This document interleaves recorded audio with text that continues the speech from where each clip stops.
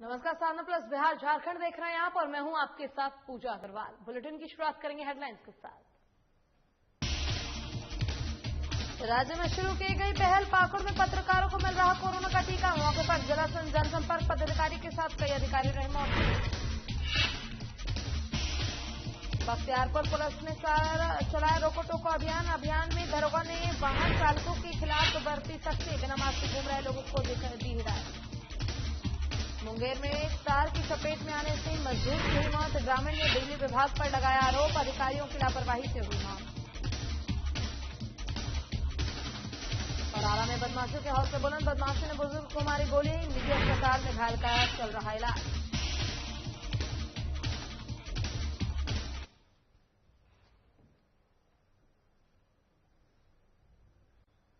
चलिए शुरुआत करेंगे खबरों से। कोरोना संक्रमण के बढ़ते प्रभाव को देखते हुए राज्य स्तर पर पत्रकारों को टीकाकरण लगाए जाने की मांग जारी थी, जिसमें राज्य सरकार के द्वारा दिए गए निर्देश के बाद पत्रकारों को टीका देना शुरू कर दिया गया है। वहीं पाकुड़ जिला में जनसंपर्क विभाग के द्वारा ये टीकाकरण की पहल कर दी गई है, जिसमें मौके पर जिला जनसंपर्क पदाधिकारी doctor Chandan, civil surgeon doctor Ramdev Paswan, social media प्रचारक पदाधिकारी पवन कुमार समेत कई लोग मौजूद रहे। और वहीं जिला जनसंपर्क पदाधिकारी डॉक्टर चंदन ने बताया कि राज्य सरकार के द्वारा पत्रकारों को कोविड-19 वैक्सीन देने का आदेश दिया गया है और इस आदेश के तहत जिला प्रशासन के द्वारा दिए गए दिशा निर्देश में पत्रकारों का टीकाकरण किया जा रहा है।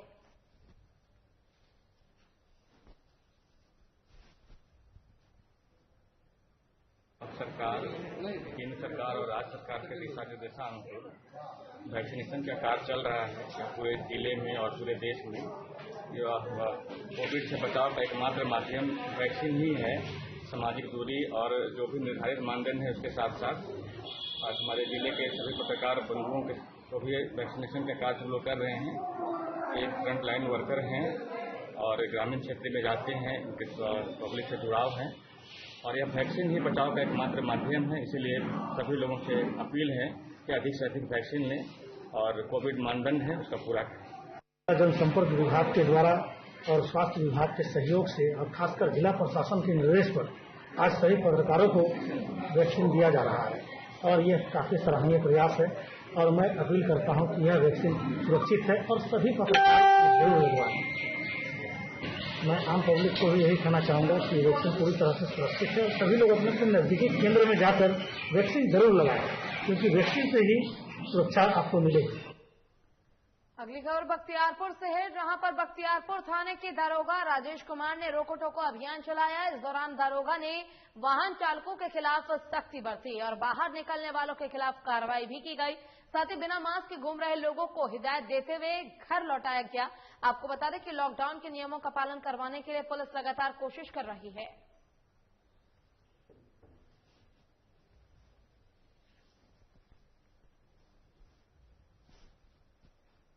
और बिहार में इन दिनों अपराधियों के हौसले बुलंद होते ही जा रहे हैं। वहीं इस बार अपराधियों ने एक बुजुर्ग को अपना शिकार बनाया है। आपको बता दें कि मामला आरा के टाउन थाना क्षेत्र का है, जहां इब्राहिम नगर मोहल्ले में हथियारबंद बदमाशों ने घर के बाहर सो रहे बुजुर्ग को गोली मार दी, जिससे वो गंभीर रूप से जख्मी हो गए। वहीं मौके पर लोगों ने घायल को इलाज के लिए आरा के बाबू बाजार के निजी अस्पताल में भर्ती करवाया। हालांकि पुलिस अपने स्तर पर मामले की छानबीन कर रही है।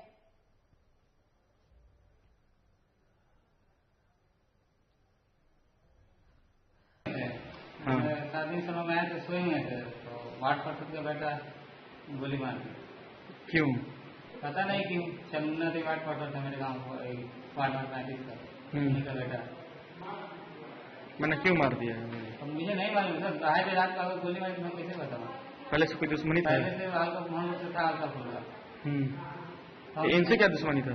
इनसे कोई दुश्मनी, मेरा मामा है। बेटी का शादी था? बेटा का तो हर फायरिंग हुआ है? मैंने गोली हाथ फायरिंग हो रहा था न, सोए जा रहे थे, सोई नहीं था आपको। कितने लोग थे? एक है। एक आदमी था। क्यों मारा? पता नहीं सर, हम तो ही इतना था। और मुंगेर में बिजली के तार की चपेट में आने से एक मजदूर की मौत हो गई। वहीं मौके पर कई ग्रामीण भी घायल को अस्पताल में ले गए, जिसके बाद गांव में अफरा तफरी का माहौल बन गया। एक दूसरा व्यक्ति घायल हो गया है। वहीं आनन फानन में ग्रामीणों ने घायल को इलाज के लिए अस्पताल पहुंचाया, जहां डॉक्टरों ने एक मजदूर को मृत घोषित कर दिया। वहीं मृतक की मौत के बाद ग्रामीणों ने सड़क जाम कर हंगामा कर मुआवजे की मांग की है और स्थानीय लोगों ने बिजली विभाग के अधिकारियों पर लापरवाही का आरोप लगाते हुए कहा है कि बिजली विभाग को सूचना देने के बावजूद जर्जर तार को बदला नहीं गया। वहीं हंगामे की सूचना मिलते ही बरियारपुर थाना पुलिस मौके पर पहुंची और स्थिति पर काबू पा लिया।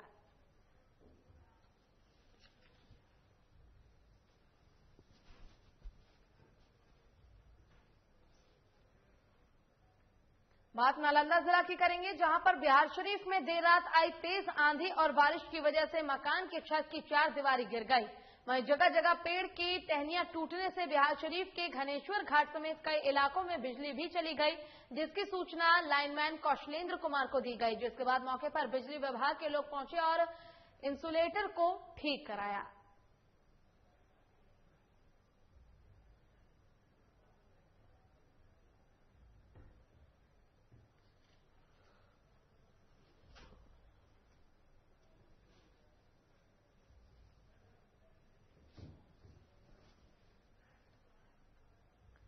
खबर नालंदा से है, जहां पर वृक्षपात से एक किसान की मौत हो गई। घटना के बारे में बताया जा रहा है कि किसान खलिहान में गया था, तभी वो वृक्षपात की चपेट में आ गया, जिसके बाद परिजनों ने जख्मी को इलाज के लिए पीएचसी सिविल अस्पताल में भर्ती कराया, जहां पर डॉक्टरों ने किसान को मृत घोषित कर दिया।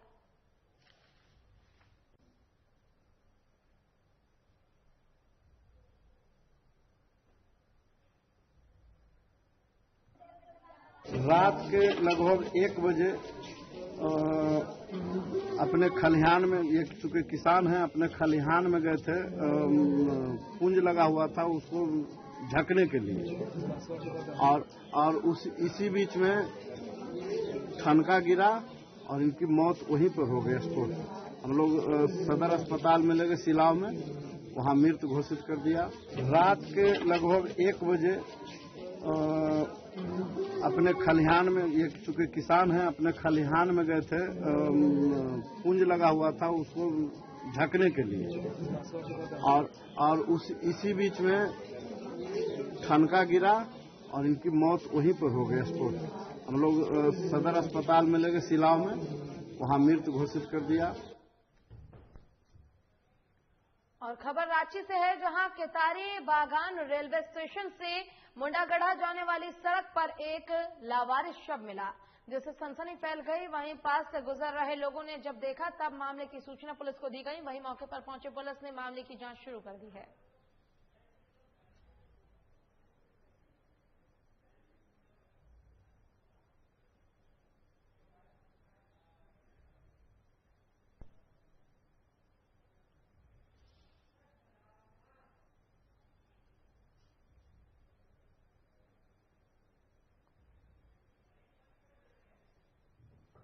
खबर रांची से है, जहां पर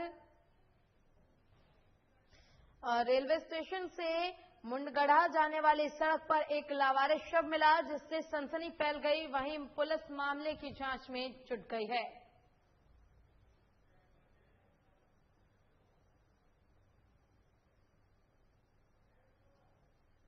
और शुक्रवार को सीएम नीतीश की अध्यक्षता में बाढ़ और सुखाड़ की तैयारियों को लेकर समीक्षा बैठक की गई। बैठक में मुख्यमंत्री ने अधिकारियों को कई दिशा निर्देश दिए। बैठक में आपदा प्रबंधन विभाग के प्रधान सचिव प्रत्यय अमृत ने बताया कि मानक संचालन प्रक्रिया के अनुसार बाढ़ आपदा प्रबंधन किया जाएगा। उन्होंने एनडीआरएफ और एसडीआरएफ प्रतिनियुक्त नाव, पॉलिथीन शीट और राहत सामग्री की उपलब्धता की विस्तार से जानकारी दी। बैठक के दौरान सीएम नीतीश कुमार ने कहा कि कोरोना संक्रमण का अभी दौर चल रहा है, इससे लोगों का बचाव हमारी प्राथमिकता है। पूरा प्रशासन इसके लिए तत्परता से काम कर रहा है और इस विषम परिस्थिति में सबको मिलजुल कर काम करना है। बिहार में कभी बाढ़ कभी सुखाड़ की स्थिति बनी रहती है। ग्रामीण सड़कों को जो पहले से टूटी हुई है उनका भी मरम्मत जल्द से जल्द कराया जाए। और मुख्यमंत्री ने कहा कि गुणवत्तापूर्ण सड़कों के निर्माण के साथ साथ उनको मेंटेन रखने की उतनी ही जरूरत है।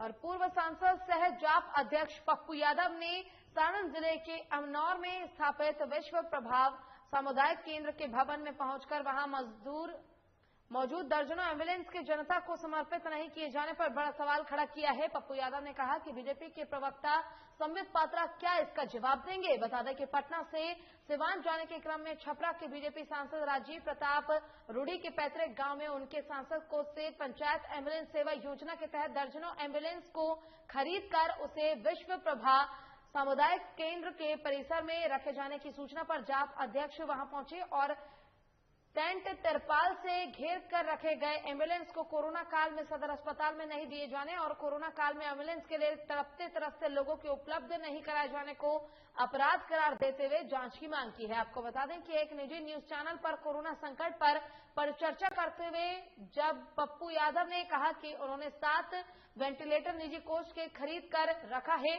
और जब जरूरतमंद जनता उनसे संपर्क कर मदद की गुहार लगाती है तो वो उसे वेंटिलेटर देते हैं और रेमडेसिविर इंजेक्शन भी उन्होंने कालाबाजारी से खरीद कर रखा हुआ है और जिसको वो मरीजों की मदद करते हैं। परिचर्चा में शामिल बीजेपी के प्रवक्ता संबित पात्रा ने वेंटिलेटर को घर में रखने को अपराध घोषित करते हुए कहा कि जनता जितनी जल्दी हो सके वेंटिलेटर को सरकार को सौंप देने को कहा गया है, जिस पर पप्पू यादव ने इनकार कर दिया।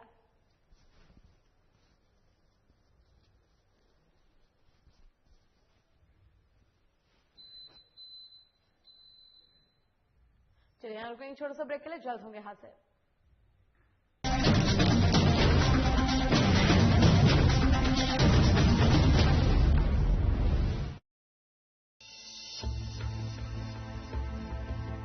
रामकृष्ण मिशन अस्पताल रांची में सेवा का एक सर्वोत्तम संस्थान। 7 दशकों से रामकृष्ण मिशन सैनिटोरियम में सभी बीमारियों का आधुनिक पद्धति से सस्ते दर पर इलाज। अस्पताल में अनुभवी डॉक्टर और कुशल नर्सें रखेंगी आपका विशेष ख्याल। सभी आधुनिक चिकित्सकीय उपकरणों से लैस 24/7 है सेवा में समर्पित रामकृष्ण मिशन अस्पताल, खूंटी रोड, तूपुदाना, रांची, जिसका सेवा ही परम धर्म है।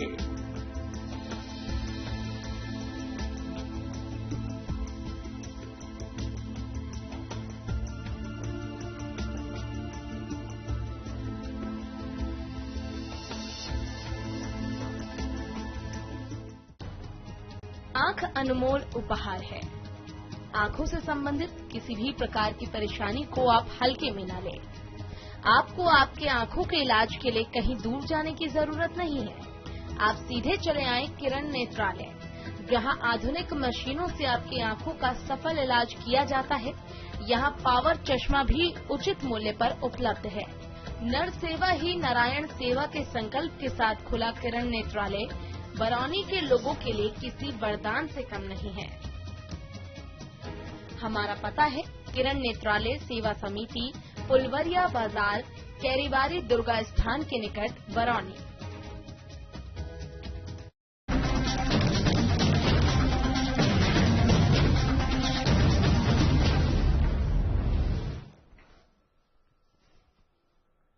चलिए ब्रेक के बाद एक बार फिर से रुक करेंगे खबरों की ओर। कोरोना वायरस का दूसरा चरण अब ग्रामीण क्षेत्रों में भी कहर बरपा रहा है। रोहतास के विक्रमगंज अनुमंडल के पवरा गांव में पिछले एक पखवाड़े में 6 लोगों की मौत हो चुकी है। वहीं अभी भी गांव में हर परिवार में कोई न कोई बीमार है, फिर भी न किसी तरह की जांच हो रही है और न कहीं दवा की व्यवस्था है। रोहतास के ग्रामीण क्षेत्रों में कोरोना व्यापक रूप से पांव पसार रहा है। इसी पर देखिए हमारी खास रिपोर्ट।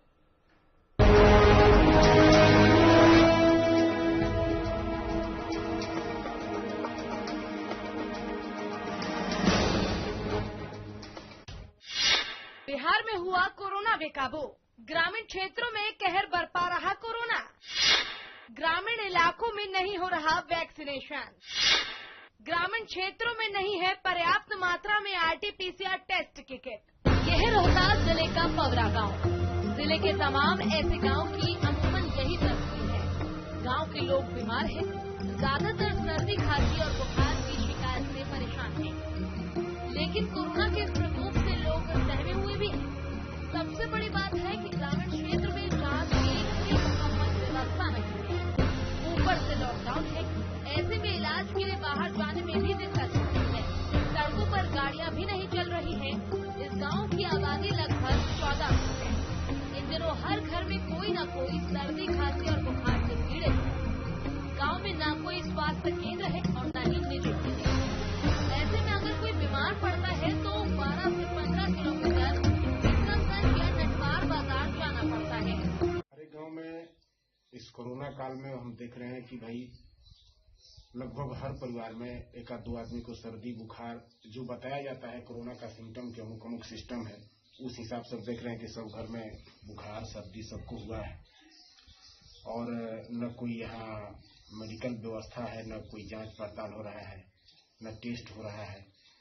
अब टेस्ट कराने के लिए यहाँ से 15 किलोमीटर दूर जाना होता है विक्रमगंज, और वहाँ भी जाने में दिक्कत है। लोग कह रहे हैं कि आज टेस्ट कराइए, 15 दिन लग जाता है रिपोर्ट आने में। तो अब भगवान भरोसे चल रहा है यहाँ गांव देहात का काम। खाली समस्या है दवा का, वही समय दवा सब ब्लैक मार्केटिंग हो रहा है। दवा जो 5 रुपए का दवा है 25 रुपया मिल रहा है, वो भी नहीं मिल रहा है। अब लोग काढ़ा पी करके अपना खान पान से जैसे तैसे अपना करके अपना लोग ठीक भी हो रहे हैं। उधर लॉकडाउन के कारण काम धंधा भी बंद है। ऐसे में जो लोग काम के लिए बाहर जाते हैं वो सब अब गांव में ही टिके हुए हैं। बीमार होने पर गांव में एक दूसरे से पूछकर एलोपैथी दवा खा रहे हैं। बुखार लगे तो पैरासीटामोल खा लिया, और अगर सर्दी और जुकाम की शिकायत है तो एंटी एलर्जी की दवा ली। सबसे बड़ी बात है कि दवा लाने के लिए भी ग्रामीणों को कई किलोमीटर जाना पड़ता है, क्योंकि गांव में दवा की दुकानें भी नहीं है। ग्रामीण कहते हैं कि पिछले कई महीनों से तो कोई डॉक्टर, नर्स या स्वास्थ्य कर्मी भी गांव में देखने नहीं आया कि लोगों के स्वास्थ्य की क्या स्थिति है। अगर कोई बीमार पड़ता है तो खुद कुछ दवा खाकर इलाज कर रहा है। उधर हल्की बुखार, जुकाम, सर्दी और खांसी की शिकायत पर गाँव में पिछले एक पखवाड़े में 6 लोगों की मौत हुई है। लोगों को ये तक पता नहीं है कि वो मौतें कोरोना वायरस से हुई है या फिर किसी अन्य कारण से। वहीं दूसरी ओर गांव में किसी तरह का वैक्सीनेशन का काम भी नहीं शुरू किया गया है। ऐसे में गांव के लोगों में निराशा है और खुद को भगवान भरोसे छोड़ दिया है। बहुत सर्दी बुखार से आदमी घरे घर परेशान है, और हमनी के मौज मजदूर भाई हमनी के लॉकडाउन काल से लागू हुए, और हमनी के बहुत दिक्कत हुए, और हमनी के ना टेस्ट मैंने सुई नहीं खेला हमनी के जाए ना टेस्ट बहुत नहीं होगा। थोड़ा सबसे मैंने दवा वाले हमनी के खाती मैंने दवा खाती जाए, और बाद में हमनी के ये हुआ अगर हमनी घर बढ़ जाती जाए और समस्या हमनी के बाल बच्चा भूखे माने मर जाये। हमनी मजदूर भाई हमनी के बुखार लगता है सबको, कोई दवाई दुकान पर से लेकर के खा कर किसी तरह ऐसी करता है। टेस्ट करने वाला कोई नहीं आ रहा है। हम लोग को जाना पड़ता है 15 किलोमीटर, विक्रमगंज यहाँ से दूर है। और जाने में भी लोग पुलिस लोग मारने लगते हैं। अच्छा, कहाँ इसी तरह व्यतीत कर रहे हैं। कहीं मजदूरी हो रहा है, न कुछ काम है न कुछ है, घर में बैठे हैं। कैसे बहुत कष्ट है, इसी तरह काम चला रहे हैं। ये दिक्कत है कि बुखार सब सर्दी बुखार होता कोरोना के लेके इलाज मतलब नहीं के होखत। ये सब आदमी परेशान बा, सर्दी खांसी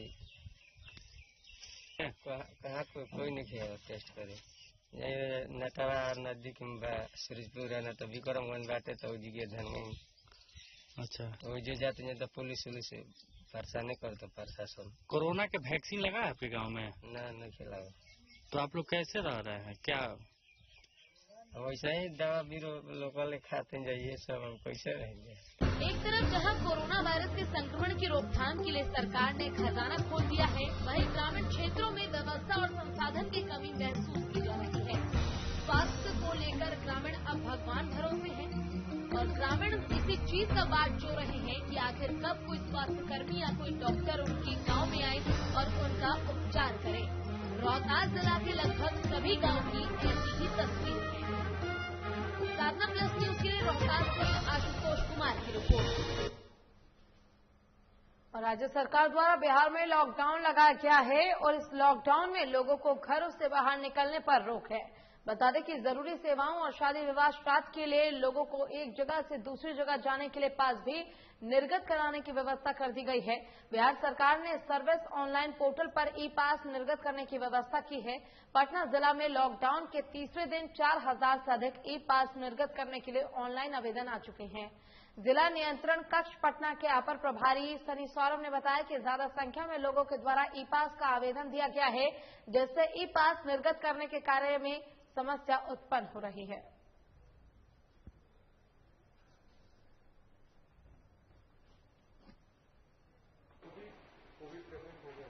देखिए, रोजाना जो है हम लोग कह सकते हैं कि पहले दिन हम लोगों ने लगभग 1200 से अधिक आवेदन हमें देखा और अभी तक तीसरा दिन है और 4000 से अधिक आवेदन हमारे यहाँ आ चुके हैं और लोगों के अलग अलग प्रयोजन से आवेदन आते हैं। जहाँ तक है कि शादी और श्राद्ध है तो जैसे आवश्यक कार्य है, लेकिन उसके बाद कुछ ऐसी चीजें भी होती हैं जहाँ उन्हें निकलना इतना अत्यावश्यक नहीं है, फिर भी वो लोग आवेदन करते हैं। तो उस जगह हम लोग रोक रहे हैं कि उन्हें नहीं देना। गैदरिंग 3 चीजों से ज्यादा हो जाएगी।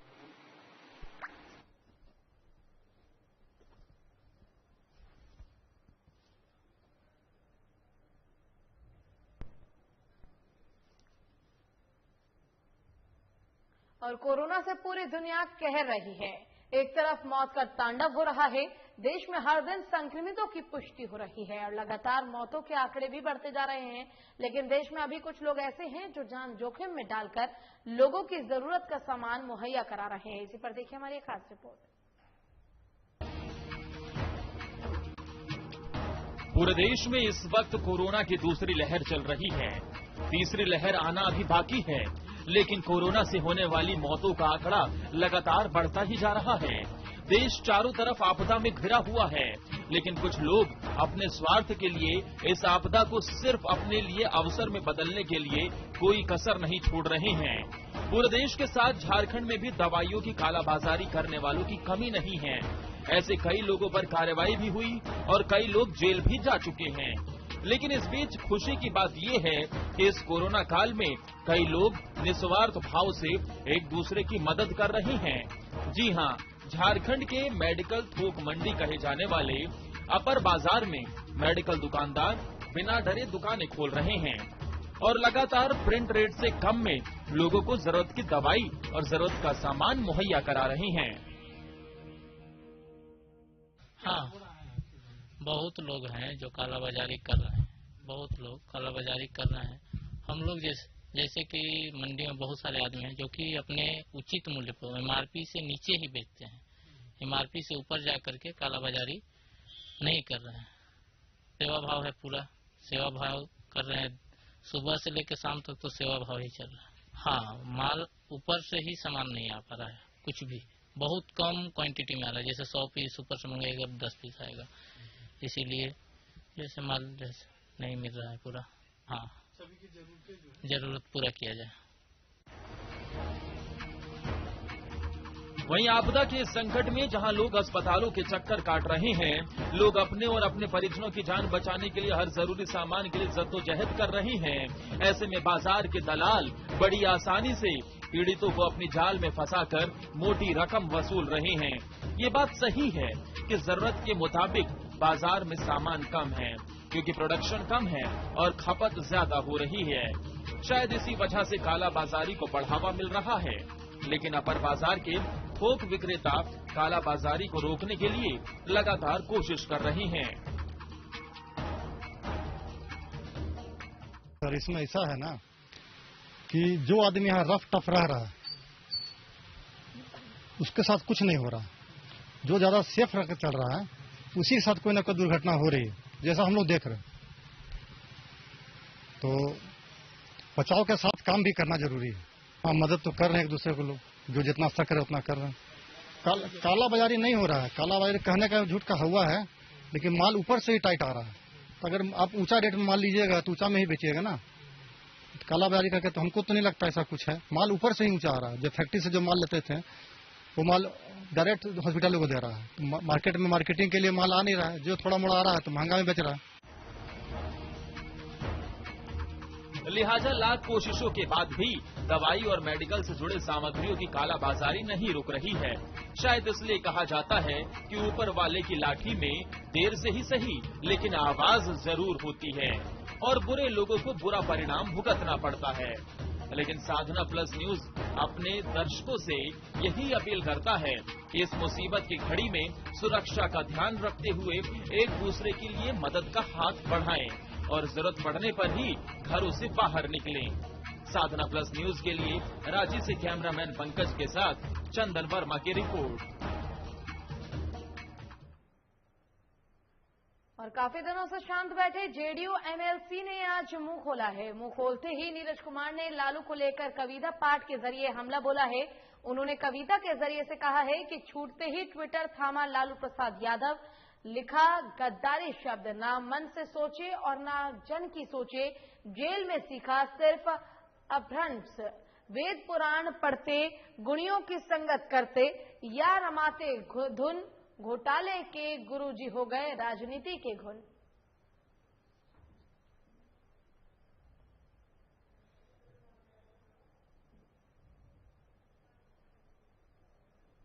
ट्विटर थामा, लिखा गद्दारी शब्द, न मन से सोचे और न जन की सोचे, जेल से सीखा सिर्फ अपभ्रंश, वेद पुराण पढ़ते, गुणियों की संगत करते, या रमाते धुन, घोटालों के गुरुजी हो गए आप राजनीति के घुन। चलिए इसी के साथ फिलहाल के लिए इस बुलेटिन में बस इतना ही। अपना ख्याल रखिए, घर में सुरक्षित रहिए। नमस्कार।